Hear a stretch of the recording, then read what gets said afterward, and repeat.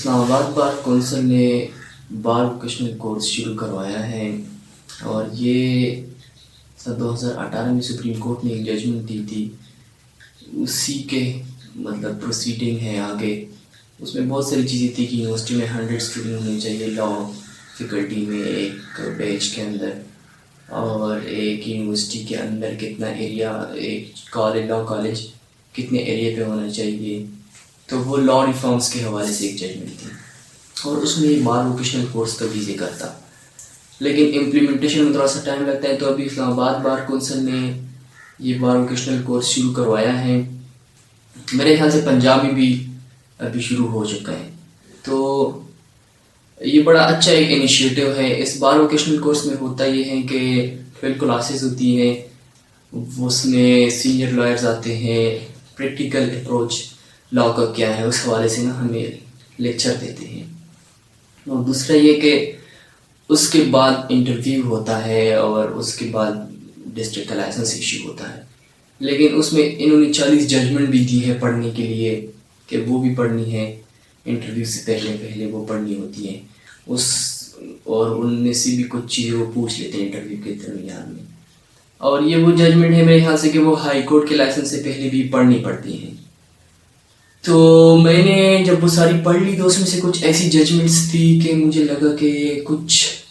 مطلب 100 and above pages کی بھی کچھ ججمنٹ ہے۔ ویسے تو پڑھنے سے بہت چیزیں کلیئر ہوتی ہیں، پڑھنا چاہیے، لیکن پھر بھی میں نے سوچا کہ شارٹ ویڈیو کلپس میں میں ان کو ریکارڈ کروا دیتا ہوں کہ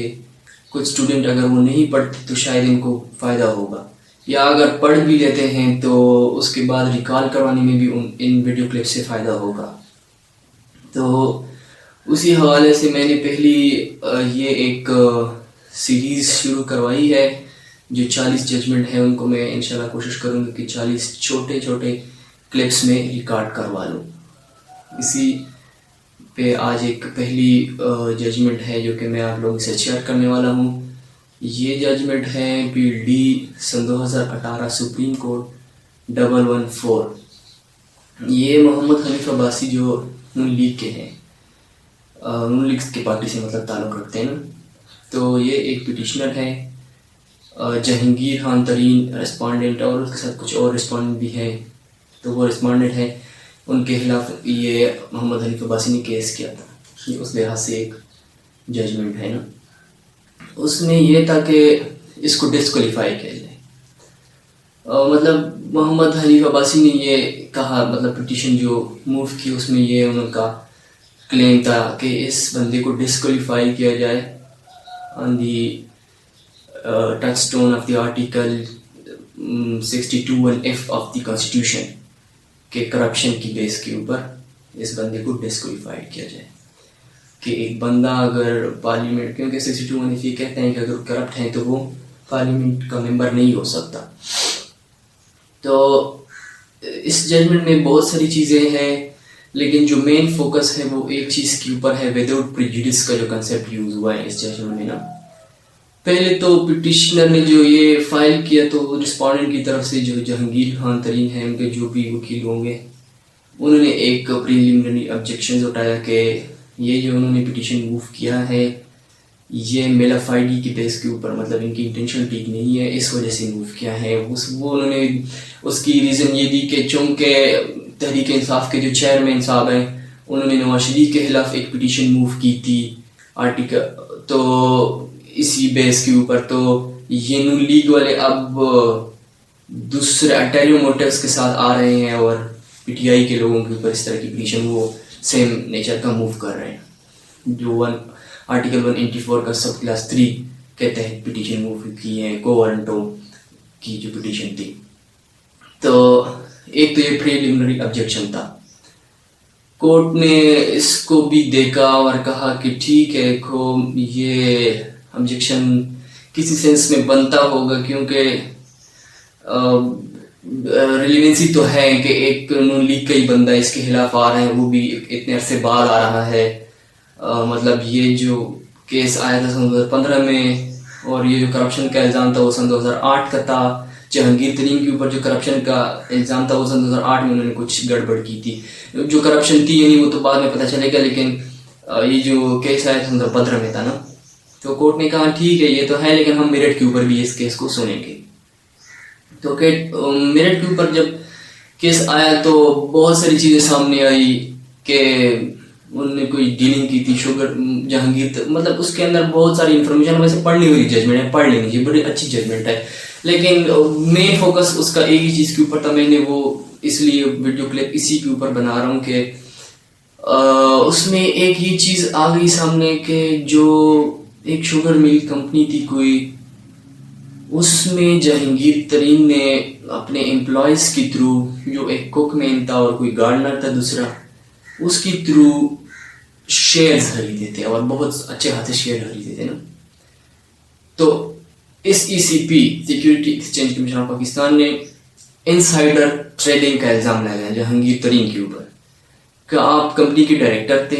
اور آپ نے سیکرٹ انفارمیشن آپ کو ملتی، مطلب ظاہر ان کے پاس ہوتی ہے، آپ نے وہ یوز کرتے ہوئے ایک فراڈ کمٹ کیا ہے کہ آپ نے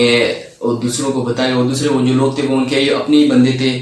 مطلب گارڈنر اور کوک مین، اور ان کے پاس اتنے پیسے تو ہوتے ہی نہیں کہ 40 ملین کے شیئر اس میں، وہ ان دو بندوں نے اس سال 40 ملین کے شیئر خریدے تھے. سن 2004 سے سن 2005 کے درمیان ان دو بندوں نے اس کمپنی کے 40 ملین کے شیئرز خریدے تھے. تو بات تو بنتی تھی کہ واقعی میں یہ انسائڈر ٹریڈنگ ہے، ای سی پی کو یہ لگا اور انہوں نے پروسیڈنگ شروع کی جہانگیر ترین کے خلاف. پھر جہانگیر ترین نے جیسی ان کو لیٹر موصول ہوا جہانگیر ترین کو، اس نے یہ لیٹر کے تھرو خط قیادت شروع ہو گئی، مطلب جہانگیر ترین نے بھی جواب دے دیا. جواب میں اس طرح کہا کہ ٹھیک ہے آپ لوگ، میں ایکسیپٹ کرتا ہوں کہ یہ چیز ہوئی ہے اور میں جتنا پروفٹ میں نے کمایا ہے اور جتنے فائن میرے اوپر بنتا ہے اس افینس کمٹ کے کمیشن کے تھرو، وہ میں آپ کو واپس کر دیتا ہوں. تو کمپنی وہ 72 ملین سم تھنگ بنتے تھے، وہ مطلب جو پورے پیسے تھے. جہانگیر ترین نے کہا میں سارے واپس کرنے کے لیے تیار ہوں، لیکن اس جوابی لیٹر میں اس نے ایک ورڈ یوز کیا تھا وداؤٹ پریجوڈس کا، اور ساتھ میں یہ اور بھی کچھ کہا تھا کہ اس کے نیچے کچھ اس طرح بھی لکھا تھا کہ میرے خلاف کوئی اگر ہماری ایک یہ جو ہم کمپرومائز کرنے والے ہیں آپس میں، یہ میرے خلاف یہ لیٹر وغیرہ یہ باتیں میرے خلاف کسی بھی لیگل فارمز کے اوپر یوز نہیں ہوگی، یہ بس ہم آپس میں ایک دوسرے کے ساتھ کر رہے ہیں نا، کانفیڈینشیل ہے ایک قسم کی. تو اس ای سی پی نے کہا ٹھیک ہے، اور اس طرح انہوں نے یہ آفر ایکسیپٹ کر دی. تو بعد میں پٹیشنر محمد حنیف جو تھے عباسی، ان کو یہ لگا کہ یہ تو انہوں نے اپنا ایڈمٹ کیا ہے، اپنا آفینس ایڈمٹ کیا ہے، تو اس بیس کے اوپر وہ پٹیشن لے آئے آرٹیکل 184 کا سب کلاس 3 کو وارنٹو میں نا، کہ یہ کرپشن کر چکے ہیں اس لیے اس کو ڈسکوالیفائی کیا جائے. تو کورٹ نے اس چیز کو دیکھنا تھا کہ یہ جو خط و کتابت ہوئی ہے آپس میں، لیٹر ایک دوسرے کو لے کے گئے ہیں، کیا یہ ایڈمیشن ہے یا نہیں ہے. تو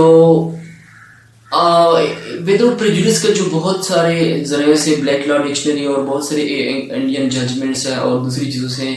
جب جائزہ لیا گیا تو اس نتیجے پہ کورٹ پہنچی کہ یہ ایڈمیشن کے زمرے میں نہیں آتا. یہ ایک ایسی چیز ہوتی ہے اور کہ مطلب اس میں نا پبلک پالیسی کے تحت یہ چیز ہوتی ہے کہ کسی طریقے سے کمپرومائز کے لیے ایک راستہ نکالا جاتا ہے. تو کورٹ نے کہا کہ بہت ساری انڈین انگلش جورسٹ تھے، ان کی ویو بھی دیکھی گئی اور ان میں بھی یہی تھا کہ یہ ایک پبلک پالیسی کے تھرو کمپرومائز کا ایک راستہ نکالنے کے لیے یہ ایک کنسیپٹ یوز ہوتا ہے. اب اگر آپ اس کو بھی نکال دیں تو کمپرومائز کا بالکل وہی نہیں بنتا نا. تو پھر پارٹیز آپس میں نیگوشیشن کرنے کے لیے کبھی بھی تیار نہ ہو، کیونکہ نیگوشیشن کے وقت وہ کچھ ایسی باتیں کرتی ہیں کہ جو لگتا ہے کہ یہ افینس کو ایکسیپٹ کر رہے ہیں، لیکن اس کی کوئی لیگل ورتھ نہیں ہوتی، وہ اسی نیگوشیشن کے لیے ہی صرف ہوتی ہے. اور دوسرا آرٹیکل 36 قانون شہادت کا بھی یہی کہتا ہے کہ آپ نے کسی کے خلاف اگر ایڈمٹڈ فیکٹ پروف کرنا ہے تو وہ کوالیفائڈ نہیں ہونا چاہیے، ان کوالیفائڈ ہونا چاہیے. جبکہ یہاں پر تو وہ اگر یہ کہہ رہے ہیں کہ میں نے یہ جہانگیر ترین اگر یہ کہہ رہے ہیں کہ میں نے ہاں اتنے خریدی تھی، لیکن اس کے ساتھ وہ وداؤٹ پریجوڈس کا بھی ورڈ یوز کر رہا ہے تو کوالیفائڈ ہے. تو وہ ایک ایڈمیشن کے جو ایک پراپر ڈیفینیشن ہے لا آف ایویڈنس میں، وہ ایڈمیشن کی ڈیفینیشن بھی پوری نہیں ہو رہی، کورٹ نے یہ کہا نا. تو اس بیس کے اوپر کورٹ نے پھر یہ ڈیسائیڈ کیا کہ اس کی یہ ایڈمیشن نہیں بنتی، اس وجہ سے اس کو ہم ڈسکوالیفائڈ نہیں کر سکتے. یہ بہت زبردست ججمنٹ ہے، ویسے بہت ساری ڈیٹیل میں اور بھی آپ کو چیزیں ملے گی پڑھنے کے لیے. اور دوسرا اس میں ساتھ میں یہ بھی کہا تھا کہ آپ لوگ مطلب پراپر وے تو تھا الیکشن ٹریبیونل میں اس کو چیلنج کرتے، اور اس وقت چیلنج کرتے جب کاغذات نامزدگی جمع کی جاتی ہے الیکشن کے لیے، اس وقت کرتے تو پھر بھی ایک بات بنتی ہے. اگر اس وقت کیا بھی تھا، اگر ریجیکٹ ہوا ہے تو پھر تو کچھ بھی نہیں بنتا. اور دوسرا یہ کہ اتنے عرصے بعد آپ آ رہے ہیں تو میلافائڈی والا جو پہلے والا فیکٹر ایک تھا وہ بھی کورٹ نے کہا کہ میرٹ کے اوپر تو ہم نے سنا لیکن وہ بھی بنتا ہے، کیونکہ آپ سن 2008 کے بعد 15 میں آ رہے ہیں. اس وقت وہ فیڈرل منسٹر تھے جہانگیر ترین. تو اتنے عرصے بعد اگر آ رہے ہیں تو اس کا مطلب یہ ہے کہ میلافائڈی بھی نظر آ رہی ہے، لیکن پھر بھی کورٹ نے میرٹ کے اوپر بھی اس کو دیکھا. یہ بہت ہی زبردست ججمنٹ ہے. تو یہ ایک پہلی ججمنٹ تھی جو میں نے آپ لوگوں کے ساتھ شیئر کی. انشاءاللہ دوسرے ججمنٹ 40 ججمنٹس ہیں، میں کوشش کروں گا کہ جتنا سمپل ہو سکے، مطلب اپنی طرف سے میں پوری کوشش کرتا ہوں کہ اس کو بہت سمپل طریقے سے ریکارڈ کرواؤں، لیکن کچھ چیزیں ایسی ہوتی ہیں کہ وہ بتانی پڑتی ہیں، اس وجہ سے کچھ کبھی کبھار ویڈیو نا لینتھی ہو جاتی ہیں.